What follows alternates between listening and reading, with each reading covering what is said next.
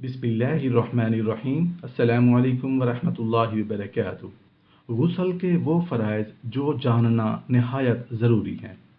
कुल्ली करना, मुंह में थोड़ा सा पानी लेकर डाल देने का नाम कुल्ली नहीं है, बल्कि मुंह के हर पुर्जे, गोशे, होंठ से हलक की जड़ तक पानी बह जाए, दाढ़ों के पीछे, गालों की तह में, दांतों की खिड़कियों और जड़ों और ज़बान की हर करवट पर, बल्कि हलक के किनारे तक पानी बहने।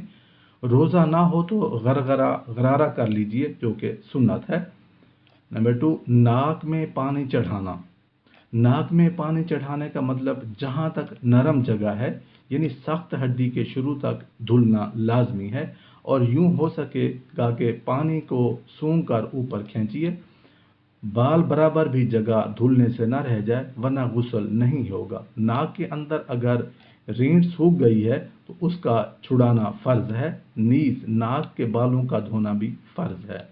तमाम ज़ाहरी बदन पर पानी बहाना।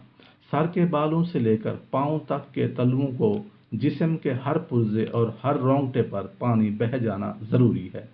जिस्म की बात जगहें ऐसी हैं कि अगर एहतियात ना की जाए तो वो सूखी रह जाएंगी और गुस्ल नहीं होगा।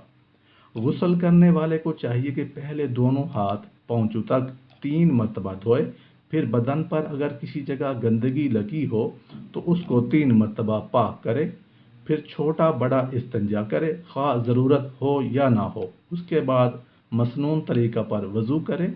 अब पानी पहले सर पर डाले, फिर दाएं कंधे पर, फिर बाएं कंधे पर, और इतना पानी डाले कि सर से पांव तक पहुंच जाए, और बदन को हाथों से मले।